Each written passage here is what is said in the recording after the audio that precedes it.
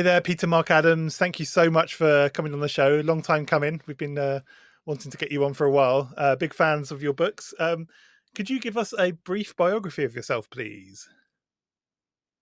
Yeah, well, let's just deal with the last 25 years if we could. I mean, my background or my connection with esoteric and occult work has largely been through energy healing. So I'm like professional rebirthing breath worker, or was. And of course, I work a lot with Usui Reiki and various other kind of body work and energy meridian systems. So that's my, so to speak, immediate connection to other things. But I guess since, well, the last 10 years or so, I've very much devoted myself to writing. And really, the writing is a culmination of half a century of immersion in mystery cults and associated phenomena, which has been my primary interest for literally decades and decades. I started off with tarot, I would probably say. I have read tarot professionally at certain times. And then everything is like built on or been an outgrowth of that.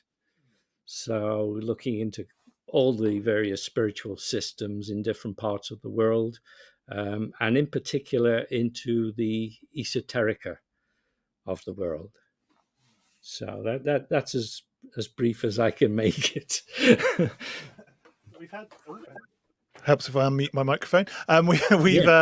We've had Peter and Alcestis on the show a few times now, and so how did that kind of collaboration come about?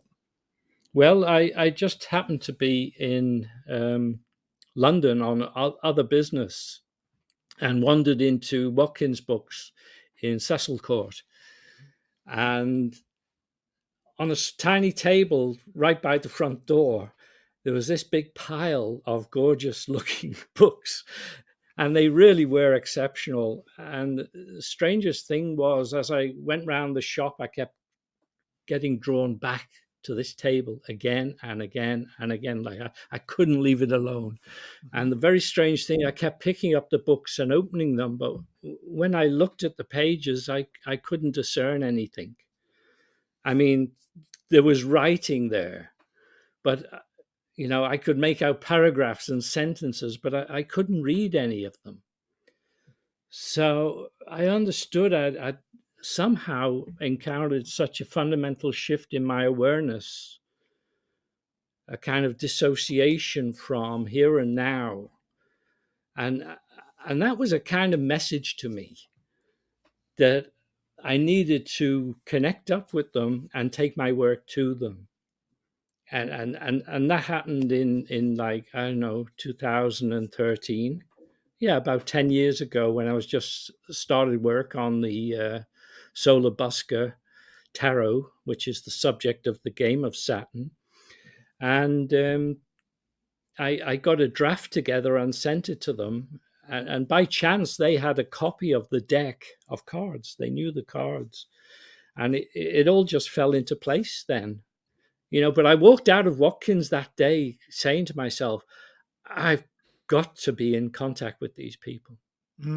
It was such a strange and compelling event, to look at those pages and pages of text, and you couldn't read a single word of it. There was such an intensity around the situation. So that's how that got started.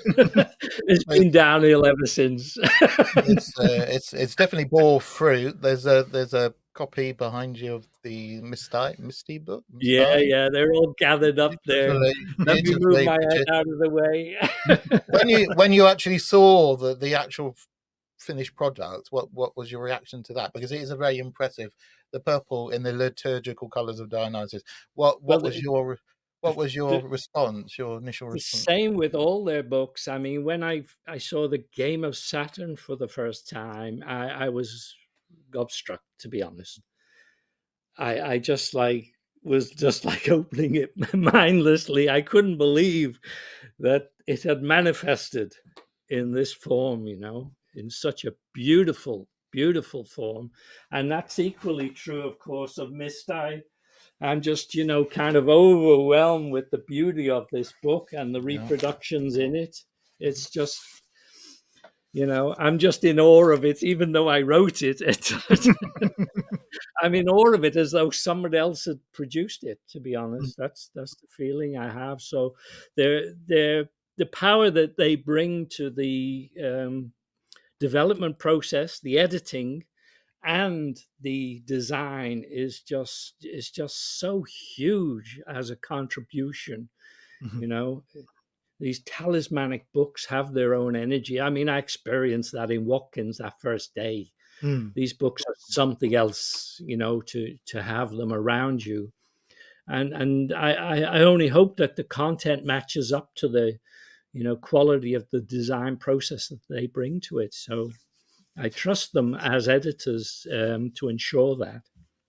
Yeah, it's a hallmark of their kind of modus operandi, isn't it? Their business model of producing these exquisite things, and it is exquisitely produced. And the size of it's a tome, and I had to balance it on something when I was reading it.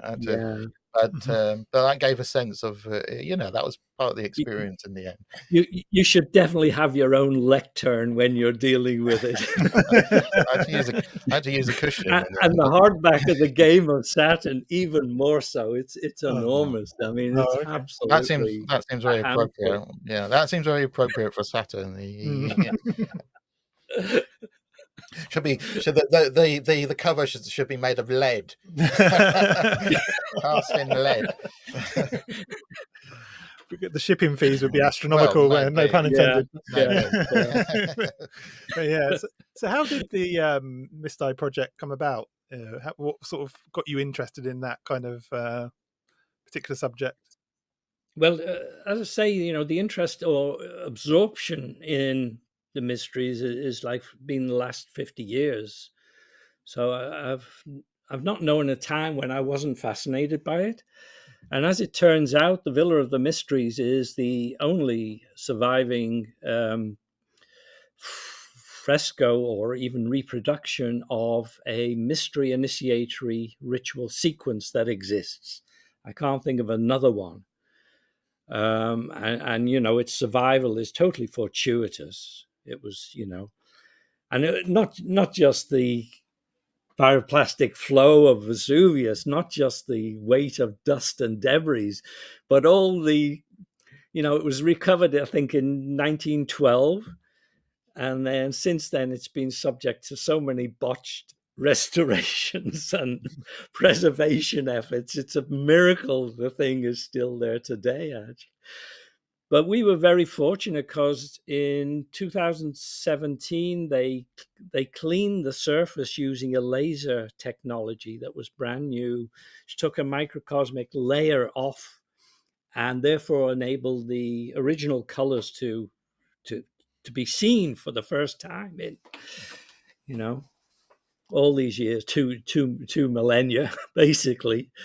And so we were very fortunate with this book to be, as far as I know, it's the only book that has the frescoes in their original coloration pretty well. Wow. You're able to obtain those. So, and the other aspect, which is equally important, is not just the coloration, but the level of detail that cleaning process revealed.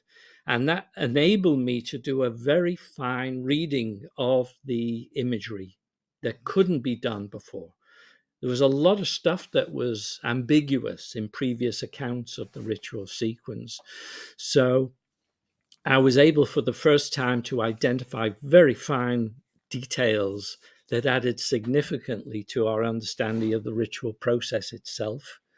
So, it was it's a dream to have accomplished that book after half a century of interest in those frescoes. And I heard Peter was involved with the kind of the way the photographs have been laid out, and there's this fantastic panorama in the middle, which I love.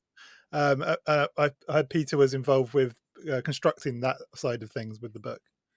Yeah, it looks like, yeah, it's fantastic. The whole book is fantastic. It's just beautiful, both in paperback and the hardback, actually. Yeah, a big part of my reading experience was immersion into those like images, those and the colors, as you say, and the detail that and they stay with you, and you reflect on them as you read. That worked very well. Excellent. So let's talk a bit about Pompeii and kind of its historical and cultural significance. Like, I know it's quite a broad question, but Pompeii in general, could you just talk a little, because there are people probably out there that don't know the history of Pompeii and what happened there, and what would be interesting also would be to know what the kind of spiritual side of things was there before the eruption. Okay, so Pompeii itself is in Campania, of course. It's kind of that area of Italy that overlooks the Bay of Naples and, Salerno. So it's a very desirable area. And these coastal regions were colonized by Greece very early on, like 8th, 7th centuries BCE. So Greek was spoken throughout the coastal regions of Italy, south of Rome. And its dialects of Greek are still spoken in the more remote villages of Apulia. The influence of Greek culture is really quite pervasive.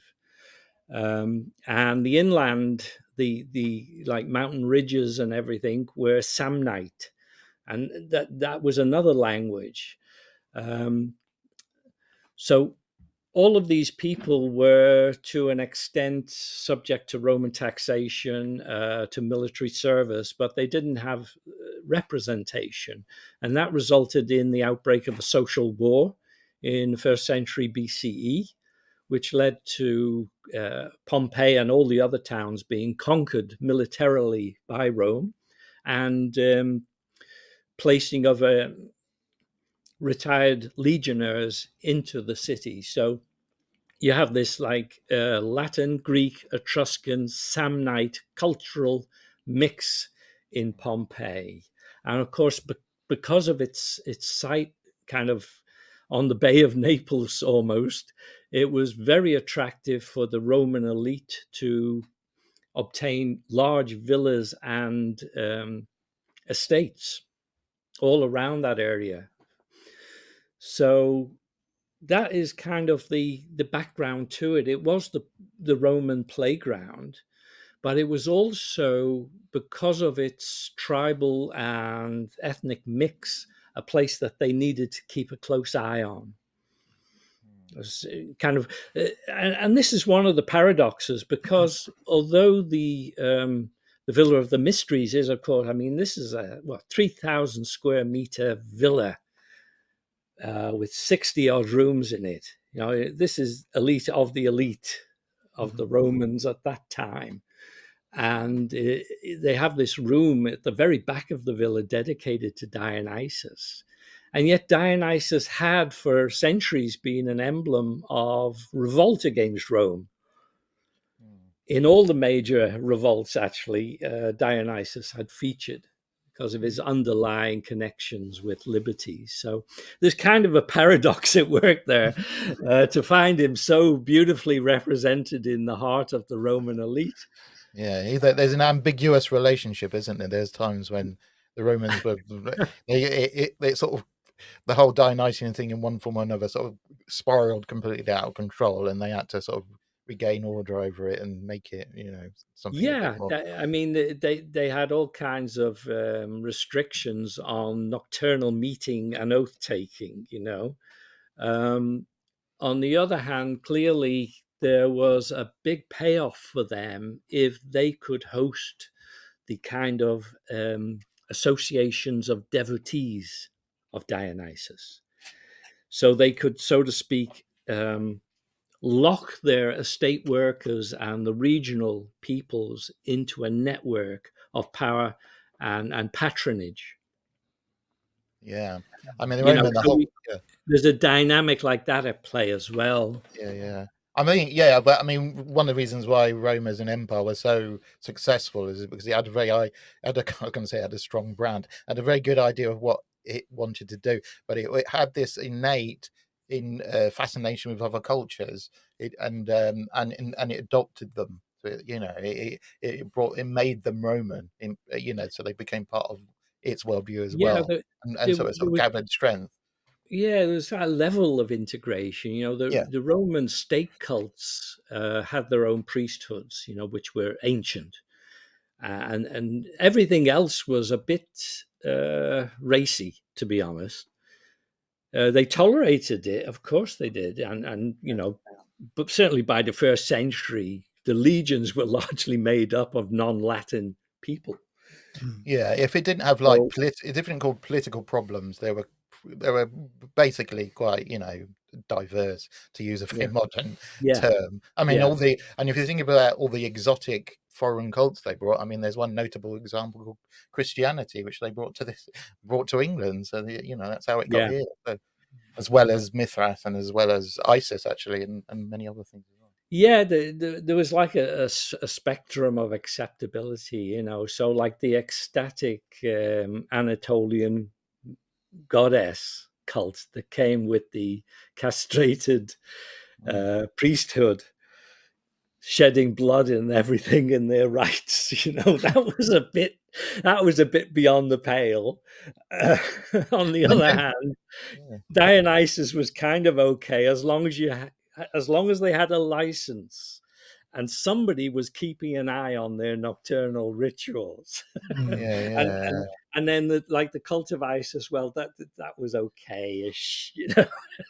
I don't know. We don't know that much about it, but I mean, I know there was a temple on the Thames, so I suppose that stood in for the Nile with Yeah, Clibble, and there was I remember seeing in the London Museum there were skeletons from the yeah, priestesses, and yeah, also and in St Albans, actually, where they've got the best preserved outside theatre in the United Kingdom. yeah. Part of that is a temple to the same. So it was all Mm. there going on. Mm. Yeah, and Mithraism was pervasive amongst the military, of course. Yeah, You know, yeah. all over on every frontier. You know, and that was a privately funded and instituted cult. You know, it was just out of somebody's pocket to go and create a Mithraea in their, you know, wherever they were posted, basically. So, you know, and yet it was obviously, you know, it kept a consistent iconography across the empire. So it obviously had very high level roots in Rome, assuming that people were posted from Rome to govern provinces and various military units. So they were taking a consistent iconography with them and reproducing it. So again, you know, you have something which isn't quite Roman religion, but it's integral to the Roman or the functioning of the military and civil service apparatus throughout the empire. This is an extraordinarily bizarre phenomenon. I thought it was quite telling that the location of the frescoes, the way you access the room with them, the frescoes in, there didn't seem to be any other way of actually getting to it other than via the master bedroom, which Yeah. which I think is quite telling, isn't it? It sort Oh of yeah. shows, yeah, it's very Yeah. it makes it very invitational only, doesn't it?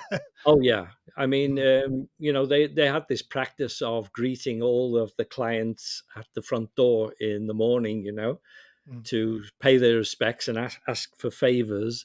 And then you'd have a next level in a villa like this where you would have public meals, and then you would have, you know, more intimate guests, and finally, as you say, right at the back you have the most intimate space, the most private space.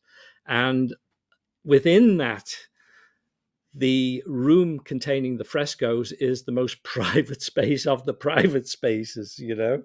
It's totally restricted. um and that is, I think, a tribute. Well, two things: it's a tribute to the importance placed on the rites, uh, just as the expense of creating this fresco cycle is also a tribute, because they would have had to find the best artists, the best materials, but the artists would also have had to be initiates themselves.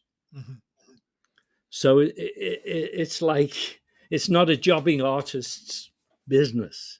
It's an initiate's business with a, and you can see from the frescoes themselves, you won't see anything like the kind of plasticity of the figures before the 15th century Renaissance, which is absolutely extraordinary. The modeling of the figures is absolutely incredible.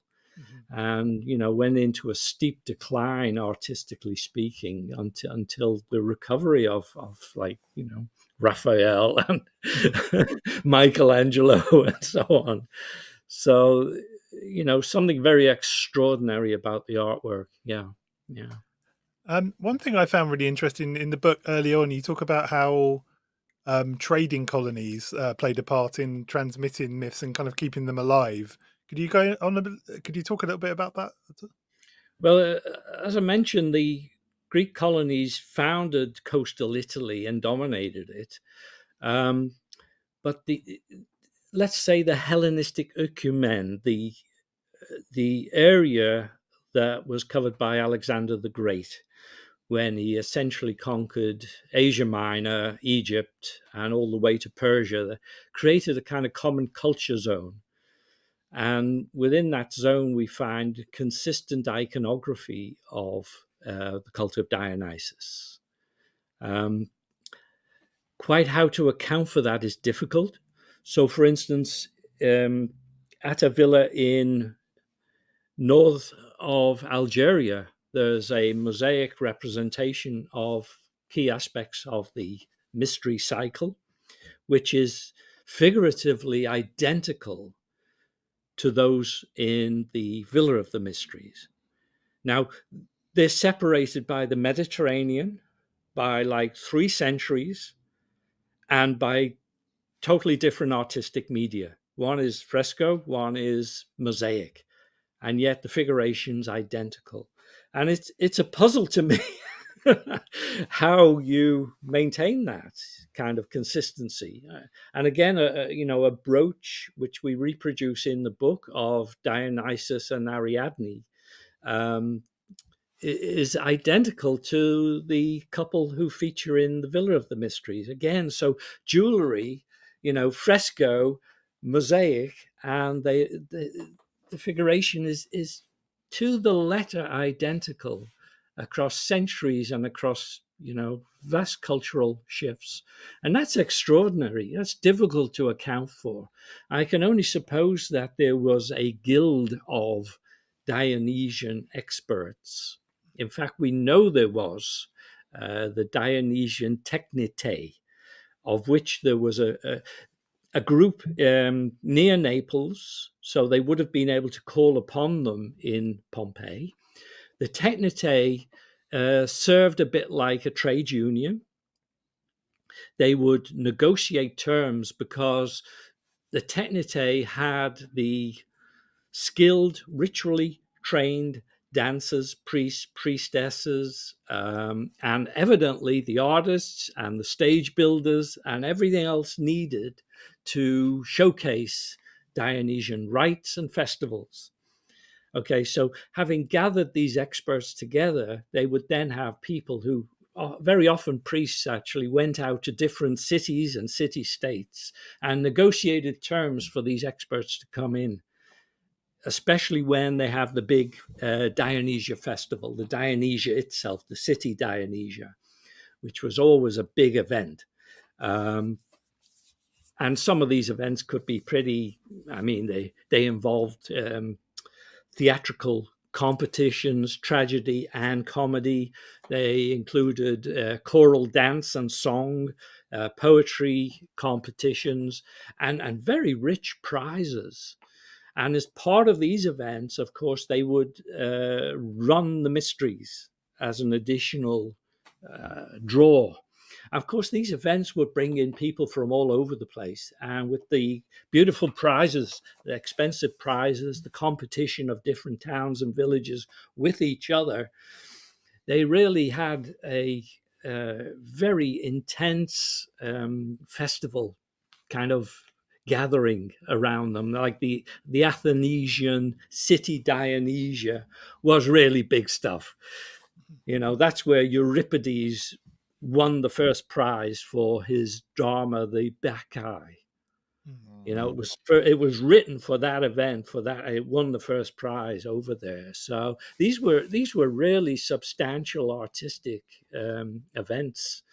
And as I say, you would want to run the mysteries at the same time. Now, Athens had its mystery sanctuary at Eleusis. They were the rites of Demeter and Persephone.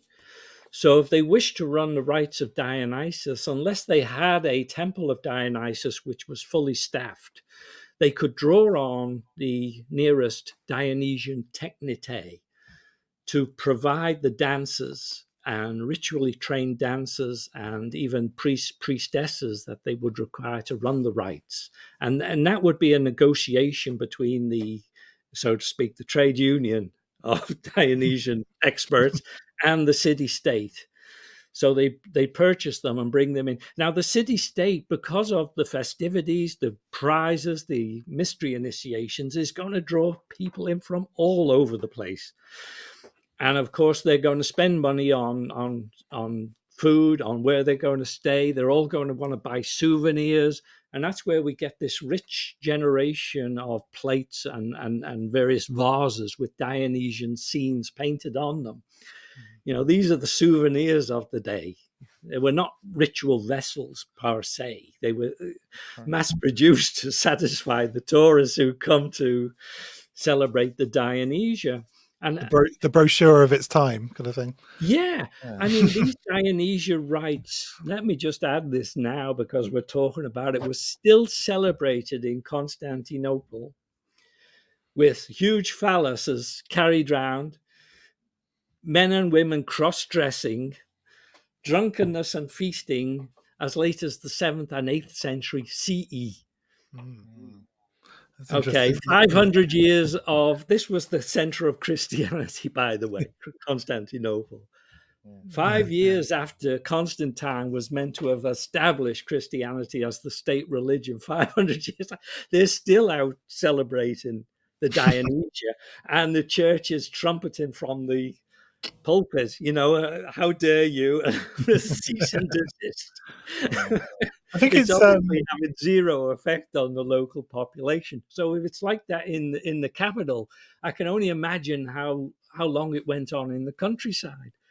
I think it's interesting to look at, because when we say rites, there's sort of two different types of rites, really, aren't there? There's rites of passage, and then there's rites. I think you write the rites of higher initiation. Yeah. Could you sort of discuss the differences between those two, because they're quite different, aren't they? I mean, yeah, really. I mean, rites of passage are simply those that accompany successive changes in a person's status within a society. So the transition from childhood to adulthood typically is a rite of passage. You may, you know, in tribal societies, it may involve initiation into a men's society or a women's society, kind of pseudo mystery-like trappings. But they are involuntary. Everyone goes through them. And they materially change your status within a culture or society. Okay. Now, the rites of higher initiation are voluntary, and typically a tiny percentage of people engage with them. They don't materially change your status whatsoever. The change, so to speak, is an internal one. And that primarily is the difference between them. And you're touching on that, there's I was intrigued, where does the average day-to-day religious life for people in the ancient world kind of end? I mean, we're talking about very public celebrations, you know, and then Yeah, there's yeah, these very private, it's very private and very personal kind of yeah, experiences, and that yeah. expression of religion. Where is the demarcation point, or or was it? Okay. Yeah. So the mystery rites were enacted in two stages. And the first stage was a rite of ritual purification. So I would say 90% plus of the people who engaged with mystery rites only did the purification rite. Okay. They were there to, because of some persistent run of bad luck, illness, trouble of some kind, and they felt that it was connected to what we today would call karma, or what Plato calls the effects of ancestral guilt, inherited guilt, this kind of thing. So they would do the purification rite to cleanse themselves of that. So that was it. They didn't go any further. The real initiation rite into the mysteries was the second one. You couldn't go into that if you were not in a purified state. It was frightening enough as it is that, most people said, yeah, thank you, that's enough for me.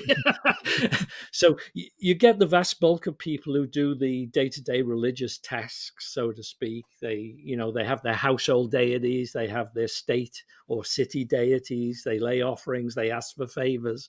And that's the, bread and butter of pagan religion going on in the background. Then you have the mystery rites, and even amongst the devotees, there's only about a third to 50% of them who are fully initiated. Even amongst devotees, it was big stuff to have undertaken the mysteries. And of those who engage with the mystery, I say the vast majority simply did the purification rites. So you're talking about a tiny percentage of people who went through to the full Monty, for want of a better expression. I mean, it's a very crude analogy, but as I'm saying it, I'm thinking that's not exactly right. But it's a bit like you would say maybe baptism and then taking holy orders, something like that. That's a very crude analogy. I think because yeah. Yeah, it's one way of thinking of it, except that it didn't involve any longer term commitment, except of a purely inner or spiritual nature. And we need to probably talk a little bit about what that initiation consisted of, or consisted in order to unpack that. So we can then maybe project, well, how would that affect you going forward? I think one way to do that would be to maybe try and describe what the experience for the initiate would be like. So what you talk about it as if it's like a cinematic experience, and walking into the room with the frescoes and having this kind of almost IMAX experience, don't you, of this, of all this artwork kind of. Could you talk a little bit about maybe what the initiate would have experienced, I suppose? Well, we actually have the accounts of initiates to go by. Mm-hmm. We don't have to, speculate on it. And some of them were really prominent people like Cicero and Proclus, one of the commanding intellects of the 5th century, has been very clear about what they experienced, or what is typically experienced in the. So let me frame this a little by saying that the core of the mystery rite itself is an epiphanic experience. Okay, it's an epiphany of the deity.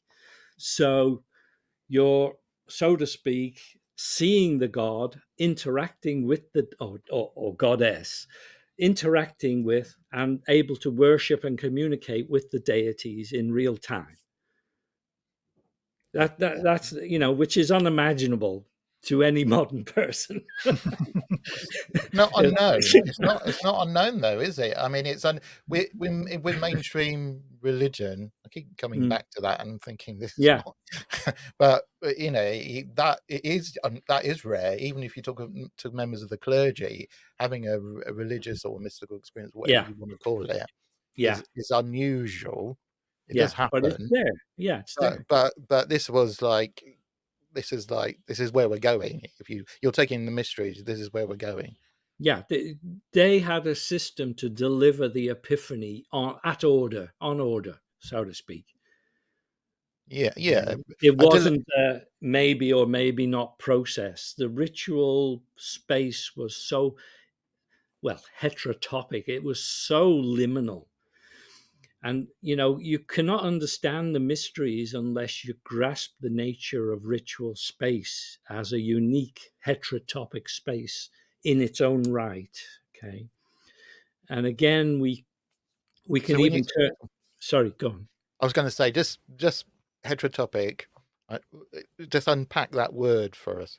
Right. Yeah, it's a word that Foucault coined to cover spaces that were inherently liminal, didn't seem to belong anywhere. Kind of transplanted, weren't they? Almost.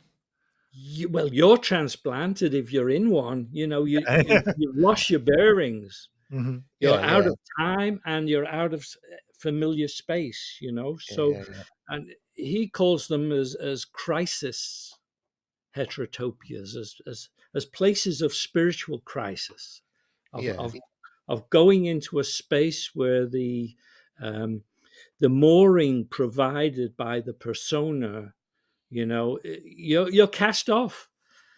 You've lost that. Yeah. I mean, again, crude analogy, but like the crossroads is one of those liminal spaces which are connected. Physically, it is. Yeah. But the actual ritual spaces are far more intensive. And let me just give you a brief example, if I could, because it may help people to understand the intensity involved here. These kind of spaces are described in the anthropological literature, okay? But nobody ever refers to them because they raise so many questions. It's just not worth touching upon academically. But they're in the literature, therefore they're part of the scientific record now. And the specific one, you can look it up for yourself, Bruce Grindle, death divination ritual that he was not invited to attend, but he got himself into. Okay. And what happened was he's watching this, the king's drummer, this was in West Africa, I think. The king's drummer had died, was laid out, corpse was laid out, and the ritual dancers were dancing around. And what they wanted to know is, did somebody poison or kill the king's drummer, or was his death natural? So there was a divination going on to understand this death. Okay, so Bruce Grindle creeps in the back of this to observe it. He's a professional anthropologist of some standing.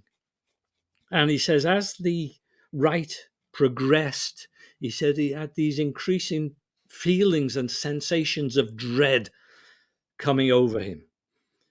And he says he had this enormous excitation in like the base of the spine.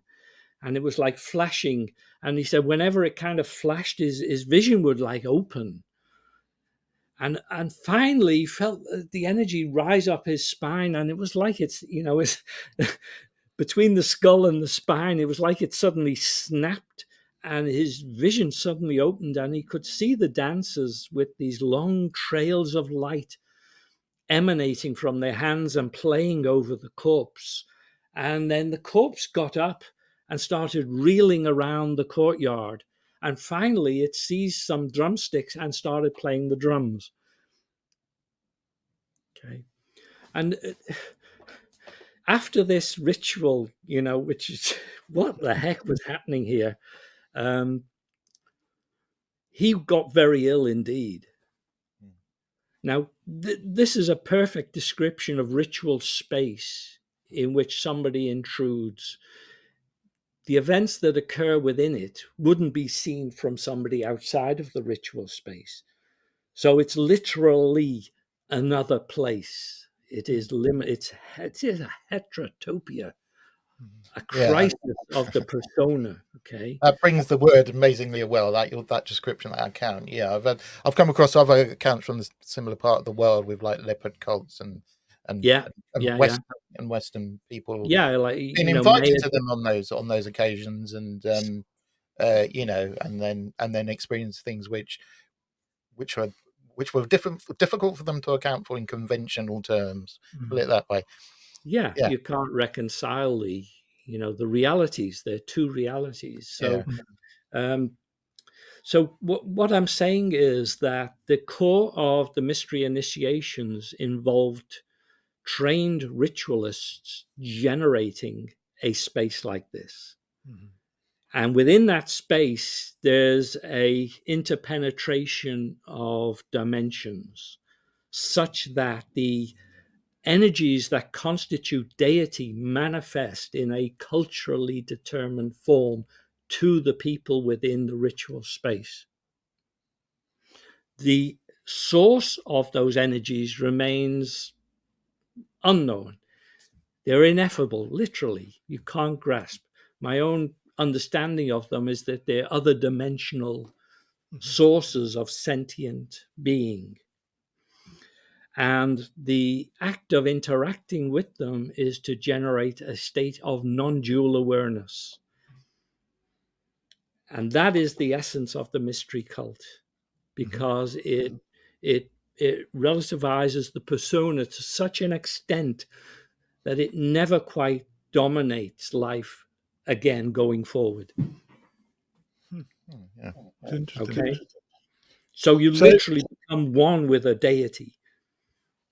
That's interesting. So the that slightly reminds me of, in Tantra, there's something similar to that, isn't there? Would you say Tantra, the yogic Tantra especially, would you say that that's perhaps the closest other form of this kind of ritual that you've encountered, maybe? Or the higher yoga Tantra, the Vajrayana, Indo-Tibetan system is purely, or deity yoga. It's called deity yoga for that reason. You they use the mandala, and in 3 dimensions that becomes a palace. So if you do the purification and the devotions, when you come to an initiation by one of the people empowered and with the lineage of a specific deity, you will enter that mandala. And they do these initiations for, like in Eleusis, anywhere up 10,000 people at the same time. In Dalai Lama is like 300, 400,000 people encounter these states. So you go into that temple, and at the summit of the temple, you will experience the deity and consort in union and a state of ecstatic awareness. So you're both seeing it as though it was objective, and yet you're experiencing it as subjective. I mean, there's a merger there because the persona is kind of out of the way of it. So the energy of that is that energy is sufficient for you to maintain a state of non-dual awareness for a period of time. And then when the ritual is over, you will sink back to your normal level, your normal inner energy level. But you're kind of forever changed, You've been there and you've come back, and nothing is the same ever again. So we've kind of explored the kind of internal aspects of what the initiation kind of looks like, I suppose. But what does it literally look like? What's the what are the kind of mechanics at play, like for an initiate, like the ritual itself? What takes place? Okay, so as far as we can know, as far as we know, I mean, our best guide, of course, is the fresco cycle. But on top of that, we know that a lot of rites needed to be undertaken. In other words, if you're going to be pure inside the ritual space, and that purity is essential for you to be able to, so to speak, reach up, so the deity can reach down, and so there's a common meeting place. Okay, So you would take care of diet, you take care of the devotions, you prepare all the ritual items, what you wear. There were a number of Hellenistic restrictions on what you could wear, actually, in connection with the mysteries. We know that because we have a tablet in which they were all laid out. And basically, there was a complete leveling of the population going into a mystery rite. So it doesn't matter what your social status was in society. There was a maximum you could spend on what you were wearing that day. It was plain white cotton. Your hair is unbound. There's no jewelry whatsoever. Women were allowed sandals. The men didn't use them. So you went in as a kind of, stripped bare of all social pretensions. And on top of that, you would have been expected to follow certain dietary rules, as I said, devotion. So you're as prepared as you can be. And then we can talk a little bit about what you'll experience there if you want to hear that. Absolutely, yeah. Yeah. So I'll just give you a kind of rundown of some of the most prominent descriptions of the experience itself. Proclus, he says, some people panic, filled with divine awe, whereas others leave their own identity, become at home with the gods, and experience divine possession. He went on to say, the mysteries cause a sympathy of souls with the ritual in a way that's unintelligible and divine. And again, he says some initiates panic, but others kind of just let the process happen and come to feel at home with the gods and the experience. Divine possession, though, is a recurrent phrase.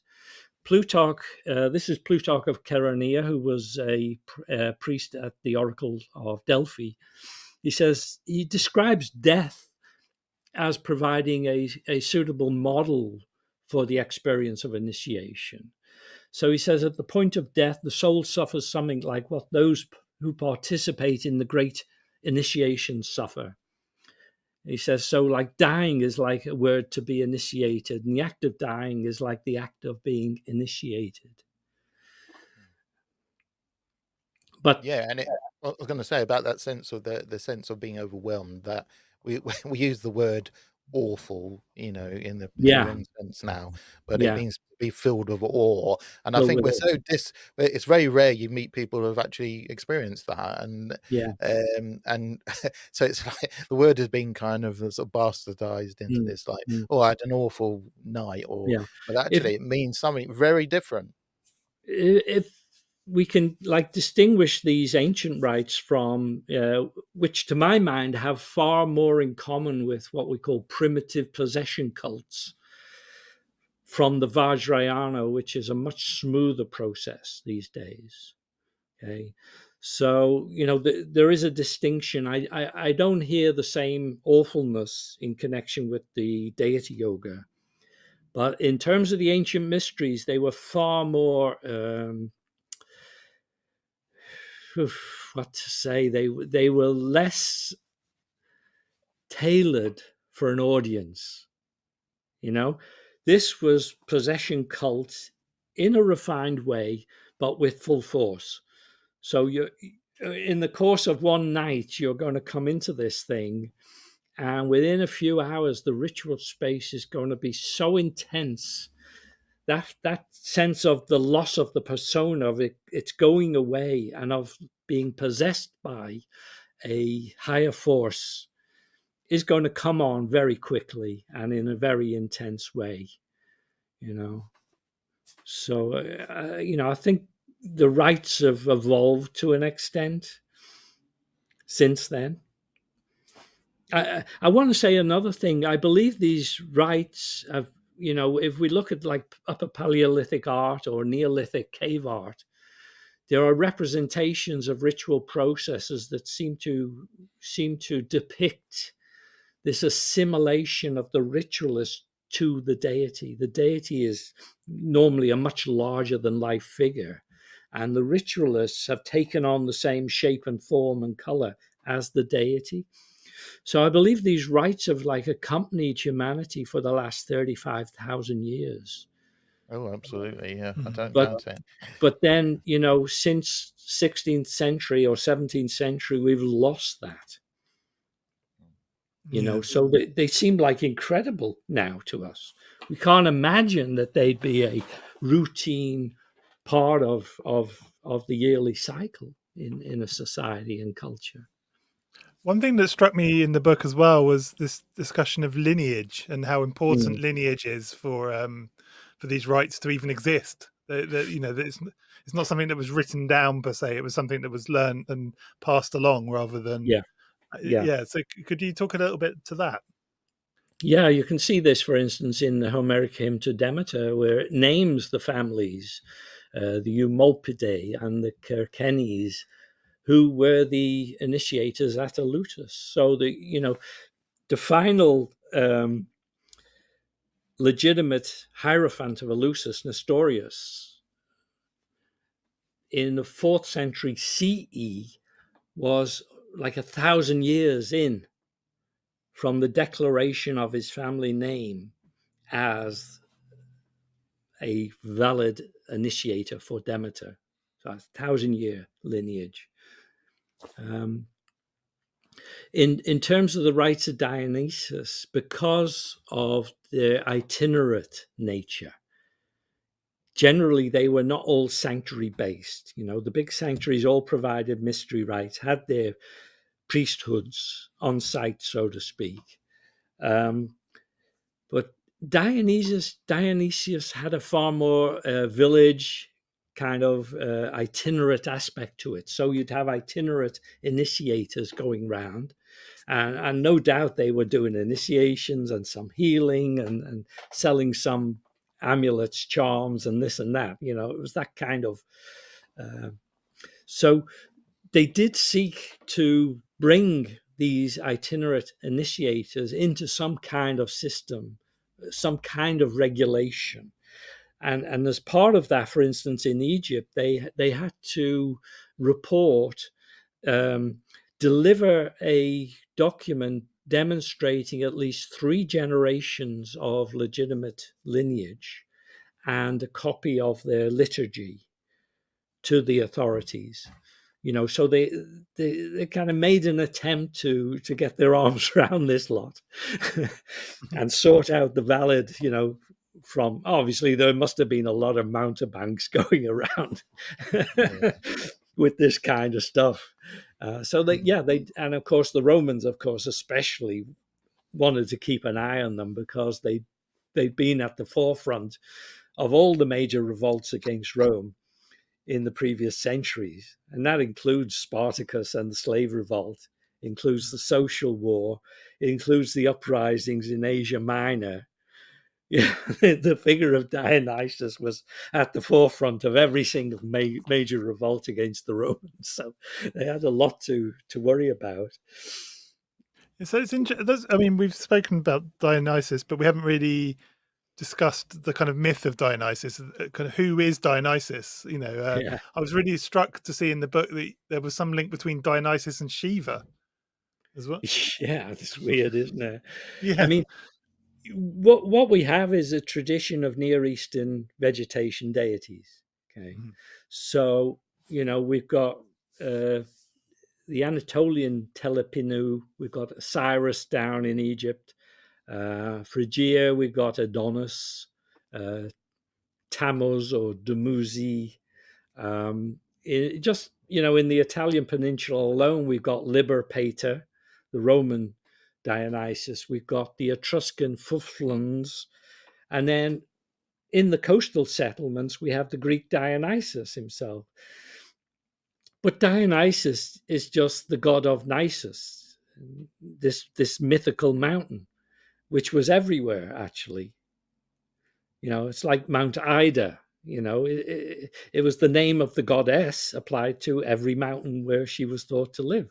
So he doesn't have a face, so to speak. It's kind of what we see with him is a mixture of words, and this is especially in Michael Astor's Heleno-Semitica traces names like Bacchus and the Thyrsus, which is his symbolic rod. And all these words have profound Indo-European roots. So we're talking about a primordial vegetation cult, essentially. And the advantage of it is that the vegetation itself has the cycle of birth, death, and rebirth. So it provides an apt metaphor for the process of mystical engagement. And particularly the vine, particularly wine and the Yeah, cultivation of the vine. Yeah, I mean, it was cultivated in the far east of Anatolia, 5,000-6,000 BCE. And it's from there that we get some of the earliest names of the deity or deities, because there's awful intermixing going on. So the Dionysus of the Hellenistic world owes a huge amount to the Anatolian precedents. Okay, so we now have a kind of genetic understanding of like the people of Göbekli Tepe and those ancient, like 10,000 BC, and the diaspora of people and horticulture from Anatolia into the Aegean, into the islands in the Mediterranean, so on into southern Europe. So the absolutely vast cultural continuum here. So in a sense, Dionysus is a deity and every deity. And he has multiple faces. You recall the section when he's murdered by the Titans, and he shifts into a leopard and into a bull, and into, he has all these forms. So he's every god and no god. He's the experience of bios, that aspect of ourselves which persists through many lives. Yeah, he's like Proteus, isn't he? He's Yeah. like you've got a Protean element to it. And he almost, weirdly, there's like a sort of connection with Noah, because there's like the legend I'm most familiar with is the one where Dionysus brings the vine, and then he's attacked by the sailors. He turns them all into dolphins, and the mast becomes a grapevine, and when he comes to land, he plants the vine, and that's the beginning of the vineyard and cultivation of the grape. And it's very similar. It's very comparable. It sounds bizarre at first, but with Noah, because Noah's connected with the first man who discovered the grapevine and drunken, the first person to experience drunkenness in the biblical accounts and things. So right. Obviously there's a boat there as well, isn't there? But the other thing that unites all these deities is they were the center of a women's cult. Mm-hmm. So there was like an annual lamentation for the return of the deity after death. Now that lament is echoed in all of these mystery schools. Lament became a evocation of the deity. Okay, so the dance, the so to speak, the funeral dance and lament are the core of the ritual process that is never depicted. Like Tasmu, you mentioned it earlier. In a biblical, in the book of Ezekiel, there's it's all about the Bible. No, I don't know what's happening to me. Don't know what's happening to me. It was Sunday yesterday. So preaching next, wasn't it? Well, I mean, the underlying narrative is intriguing, isn't it? But like you mentioned, Tasmu, in the book of Ezekiel, it says, he took me to the north gate, and there I saw women lamenting for Tasmu. Exactly. Some of the oldest literature we have, like the lamentation of Isis and Nephthys, is the liturgy for the evocation of Osiris.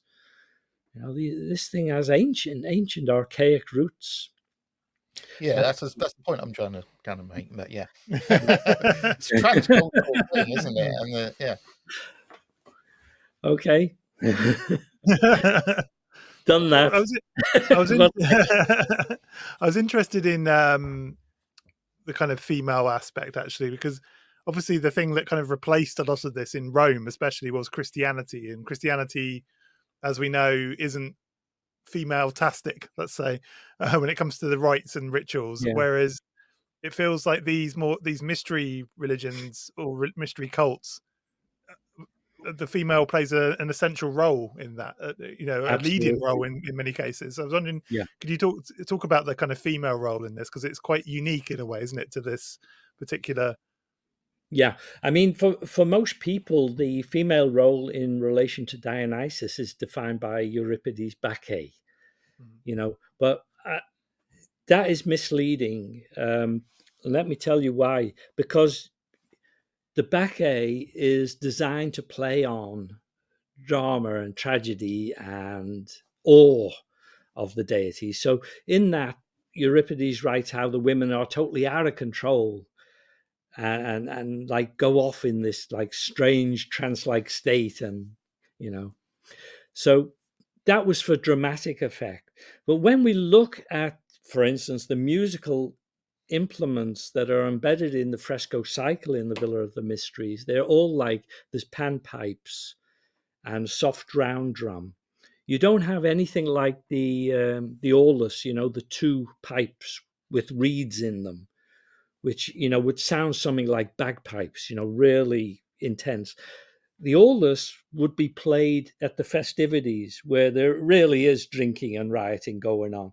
I mean, the theasoi, the organization of the devotees, had a whole list of rules and regulations about getting drunk and punching somebody from the association, and what the fines would be for fighting, and all of this stuff. The atmosphere within the ritual room is far more subdued. So it's a quiet intensity, so to speak. So I wouldn't describe the dancing that takes place to evoke the deity as maenadic. It's not wild. That expresses a kind of public side of the Dionysian festivities, which certainly existed. But it doesn't seem to me, at least, to be the space within which the actual mystery rite is enacted, which is far more subdued but far more intense. Yeah, I Sorry, mean, was that an answer? Yeah, well, there'd be like a narrative, wouldn't there? Like to the initiation, there's a narrative, a beginning, a middle, and end, and people have set things to do and Yeah, experiences to undergo. So yeah. you couldn't have complete, chaos, because that wouldn't No, get anywhere. no. So there's like you say, there's like a kind of concentrated Yeah. it's concentrate. Yeah, it's a And sort of and and not only that, it looks like they used an extract of Amanita muscaria. I talk about this in the book, yes, you do. Yeah, muscimol. So it's going to give you a real high very quickly, especially if it bypasses all the organs designed to, purify a substance before it enters your bloodstream. They applied it through I believe, the anal passageway. So it goes straight into the bloodstream at full strength. And that was, for me, like the final push over the edge.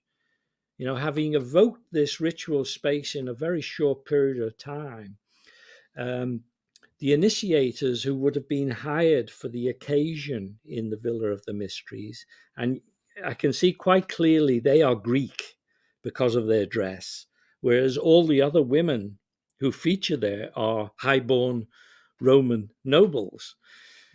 So the Greek women are modestly dressed, as you would expect for a Greek initiation rite.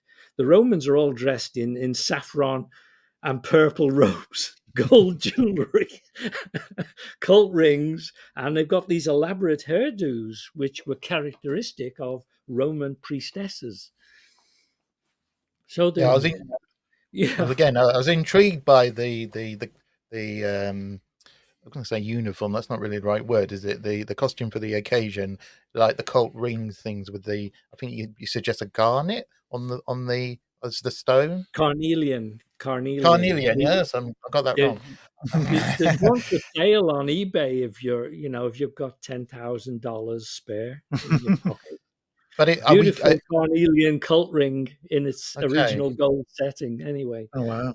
I thought I always thought an amethyst would be more Dionysian, but yeah, that's interesting. Yeah, I think because I was thinking of the red color, like the reddishness yeah, of the red wine. carnelian, yeah, or Yeah, orangey red is a thing, you know. Yeah. Yeah, next time you see us, we'll be wearing those rings. I'm sure somebody could knock us up some, you know, for a fraction of that price. and the kind of modus operandi, again the sort of psychoactive element in it. How's that idea been received by people? How has that generally been received? Has it been well since like Robert Graves wrote that essay, you know, what was it? What food the centaurs ate. Yeah. You know, this was back in the 50s. So like food for centaurs, I think he calls it. Sorry? Anyways, yeah, I think it's food called. for I think it is. centaurs, is it? Yeah, I think yeah, but well, okay. yeah. Okay, I'm picking. He's being pedantic. Ignore him. Being pedantic. No. Just in case someone wants to look it up. There's more than one writing. You know, I have a collection of his essays in which, anyway, it's not important, but around the late 40s, early 50s, a group of people were kind of very excited about the discovery of the peyote cults of Mexico. So that was like the avant-garde, what's the name, Aldous Huxley, all of that crowd were so much into it. So they kind of started a kind of literary-based movement to explain the mysteries purely in terms of psychoactives. That's to say, you know, ergot must have been in the Kikion, drunk at Eleusis, and therefore we've explained the visionary aspects of mystery initiation, you know, and so on and so forth. So what we have is an attempt to, so to speak, take rights of possession and then put them through a filter of Western material interpretation, so that we can say, you know, there's nothing special here. It's just, but you can't give a drink to 10,000 people and they all experience the deity. You know, it's just, it doesn't make any sense at all. And the fact that, you know, the deity yoga is performed every year in this day and age, you know, for thousands of people having the similar or same experience, means that it doesn't offer an explanation. It just offers a rationalization. It reminds me a bit of studies into DMT, where people seem to have the same. They seem to encounter the same entities and the same completely separate people across the world, having very similar experiences. And I think finally, science is kind of starting to look at that and think, that's interesting. How it's too much of a disparity between these people to explain, you know, like cross kind of pollination. And I'm sure they'll find some way of explaining it all the way. I don't know what you make of this, but I know that not Huxley, but Huxley's brother, whose name I can't remember, he took peyote with a member of Joel Gardner's Wiccan coven thing, and she just describes her experience of it, where she has like a goddess experience as well. So that's intriguing. But I know Joel Gardner actually went to see the Villa of the Mysteries, and he did influence some of his ideas, but it wasn't part of the mainstream, from what I understand. And we're gonna. The title of the book as well. I mean, the full title is "Dancing Out the Mysteries of Dionysus," and the word Mystai. Is that the right pronunciation? Am I pronouncing it right? I guess. Yeah. And that, which is the root of the word mystery. I mean that, which means closed as well, isn't it? There's like you sort of explore that. There's a kylix with an image of somebody making the gesture of like closing the lips. Yeah. Like, what I think that is is the corresponding term was apopte. So you're either Mystai or apopte, which is say either, you're blind to the reality or you've had your eyes opened. Okay, Yeah, a so bit like once you've seen, so to speak, firsthand these deities, had that sense of the ineffable. Okay, now you're awake. This is reality. What you've been walking around in relatively is a dream. comparable, I suppose, in some respects, like the initiate being sort of hoodwinked, and that's a ritualistic symbolic version. But in the the reality it's trying to convey is of like you say, being somebody whose eyes are closed, bound, and then seeing. Yeah, and the experience. I mean, the root of the experience remains ineffable, whatever cultural trappings it clothes itself in. The source is ineffable, and that's the problem for modernity. We can't accept ineffable sources of sentient, interacting with us, whether they're UFOs, UAPs, or whatever, or demons or gods. So we're incredibly conflicted about the evidence that we have as compared to what our like post-enlightenment sensibility tells us is possible. We're in conflict. We're in conflict. Absolutely. Yeah. And often that's a problem of academia, isn't it? We talk about this on one of our other shows quite often, especially with the current UAP buzz that's going on at the moment. It's going to be interesting to see how it feels like it's heading towards academia to be kind of categorized and explained and demystified almost, and that's often a problem with these kinds of topics, isn't it? That you can't explain the ineffable. Academia has to be able to categorize it in some form and almost kind of demystify it, and that's a worry with any of this sort of stuff. You have to remember academia is an industry. It's like healthcare, pharmaceuticals.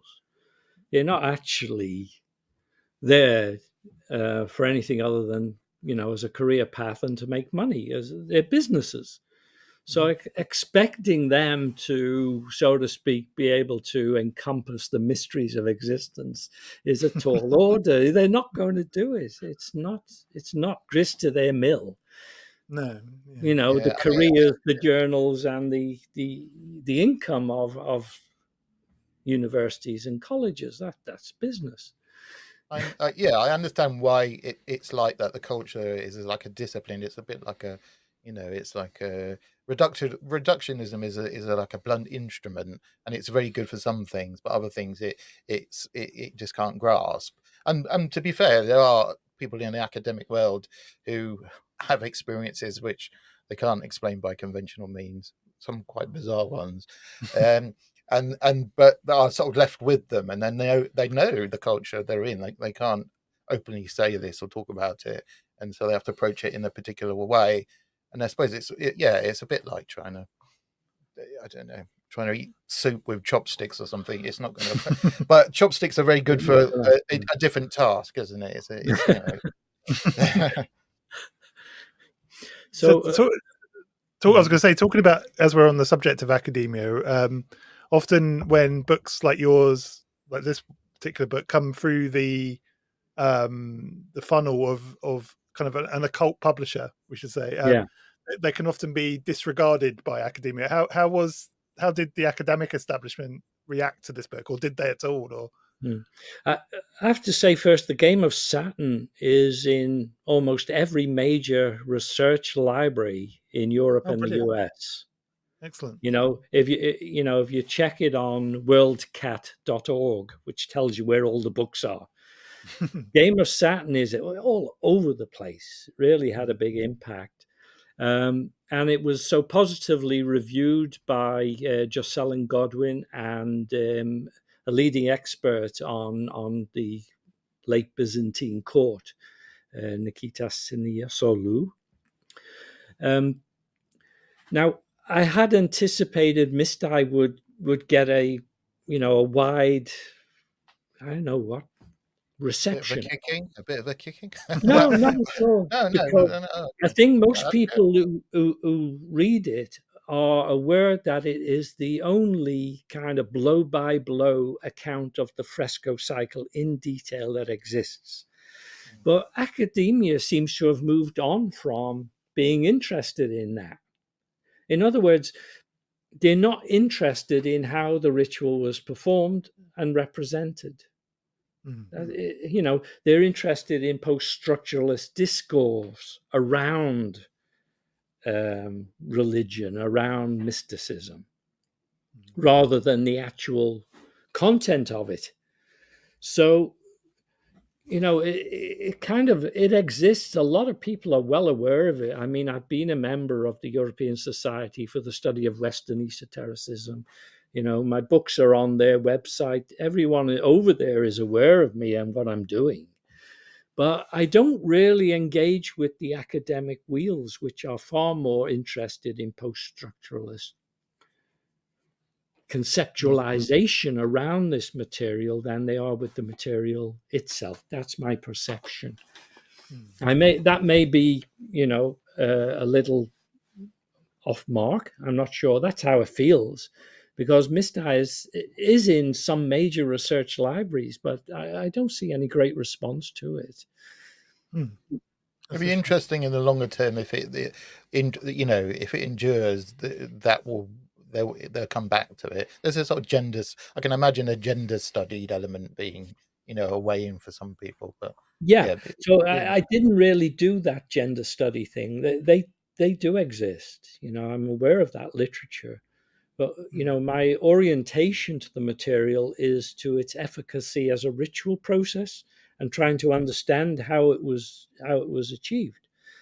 So it's just not flavor of the month academically. Well, exactly. Yeah, it does go into fashion, doesn't it? It's not fashionable at the moment too. But again, these things like fashion comes and goes. So you know, there's an experiential kind of nature of initiation, which is at the heart, the bleeding heart of what it's all about. You know, that's that's it's like the labyrinth. That's the heart of the labyrinth, isn't it? I suppose I would have expected people from the S-Way community, where esotericism is kind of central focus, to have been more responsive. But you know, it hasn't happened that way. I'm not bothered by that. I'm just totally content to have been able to produce this work and to have it produced for me in this form. I mean, I'm over the moon with the production values they brought to it. Hats off same to with your Scarlet Imprint. The follow-up book as well is beautiful as well, the Hagia Sophia, but which we hope you'll come and discuss with us at a later date. That has been sent to all of the major academics who specialize in the Hagia Sophia. So they've all got a copy. I sent them a précis, and they all say, "Oh yeah, please do let us have a copy of the book." So it's gone out there. It's in Stanford. It's in Harvard. It's in, you know, various top universities, and like Gregory Shaw, people like that have all got copies. You know, I was even able to present it to the Institute of Art History at University of Copenhagen. So, you know, it's in the Byzantine sphere, but, you know, how many of us have got our ears attuned to what's going on in Byzantine studies? But again, what I've done there is a bit too radical, because for many people in the Orthodox world, I've made quite a severe criticism of Justinian and of that regime, of the supposed Christianity of the architectural and decorative design. So, you know, I say the subtitle, Spiritual Descent in a Age of Tyranny, is like, you know, turning the cart over a bit, you know. Anyway. No, it's definitely, I've always find that if you read texts about places, especially, and they feel even more engaging if you've been there yourself. And I have been to the Hagia Sophia before and marveled at the building. It's a lovely building, and it's overwhelming actually in some parts, isn't it? I find it's quite, it is. you know, It was. Yes, it was. Yeah. When you walk through into those, you know, the main sort of structure of the building, it's well, it really sort of knocks you for six a bit. So I spent some time there. We'll talk about that, about its acoustic design and you know, its reflective qualities is something extraordinary. Brilliant. But for the listeners that want to find you online, where would they search? Okay, obviously it's scarletimprint.com. That's the go-to place for bibliophiles and the esoteric, but also petermarkadams.com. I'm all over, you know. I use my name, so you can find me on Instagram, X, Facebook, or at the website. And is there any sort of previews you can give us on any other work you have coming up? Or well, I say I've got about half done on the Mithraic mysteries. That's going to be great. You know, that sounds very good. Yeah, that's something we're both excited about. Yeah, and the Egyptian mysteries, I've been working a lot. I'll say hopefully we'll do this tour on site to discuss energy initiation in the context of the buildings themselves in May, and that's part of a bigger project. I'm attempting to recover the kind of nativity, not fresco, nativity carvings in Luxor Temple's birth chamber, again right at the back of the building, which cover the divinization of a ruler. Okay, so I'm going to try and recover those as a set of plates and restore their coloration and have the epigraphy and a translation, and then write a commentary on that process. So, you know, I'm kind of targeting that as an ongoing project this year and into 2025, which may see delivery in 2025. But I'm kind of dependent on the archaeological teams in Luxor for this. So we'll see how it goes, but I'll hopefully see them in May, talk to them. I have the initial drawings. I don't have permission to publish them at this stage. So we're making progress on that. Excellent. Well, that sounds brilliant. And thank you so much for giving us some of your time. And I'm looking forward a lot to speaking to you again. Yeah, it's been fun, guys.